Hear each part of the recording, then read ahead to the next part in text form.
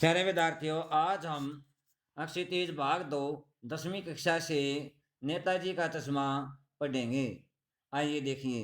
अगली बार भी मूर्ति की आंखों पर चश्मा नहीं था। हवलदार साहब ने पान खाया और धीरे से पान वाले से पूछा, क्यों भाई, क्या बात है? आज तुम्हारे नेताजी की आंखों पर चश्मा नहीं है। पान वाला उदास उदास होता है, खामोश हो गया। उसने पीछे मुड़कर मुंह का पान नीचे थूका और सिर हिलाकर अपनी धोती के सिरे से आंखें पोंछता हुआ बोला, साहब, कैप्टन मर गया।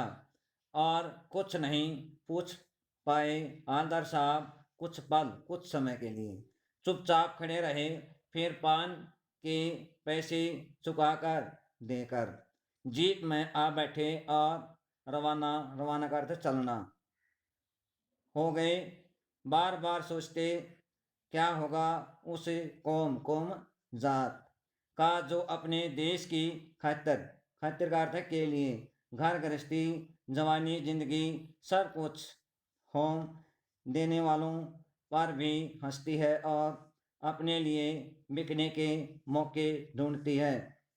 दुखी हो गए। 15 दिन बाद फिर उसी कस्बे से गुजरे।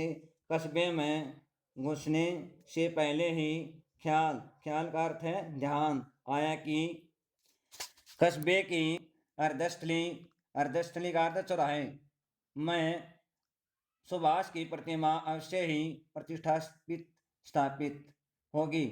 लेकिन सुभाष की आंखों पर चश्मा नहीं होगा, क्योंकि मास्टर बनाना भूल गया और कैप्टन मर गया। सोचा, आज वहां रुकेंगे नहीं, पान भी नहीं खाएंगे, मूर्ति की तरफ देखेंगे भी नहीं, सीधे निकल जाएंगे।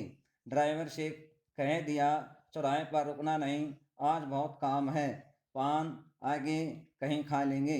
लेकिन आदत से मजबूर, लाचार, आंखें चौराहे आते ही मूर्ति की तरफ उठ गई।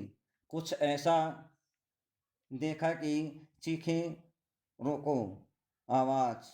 जीप स्पीड में थी। जीप स्पीड का अर्थ है गति में थी। ड्राइवर ने जोर से ब्रेक मारे। रास्ता चलते लोग देखने लगे।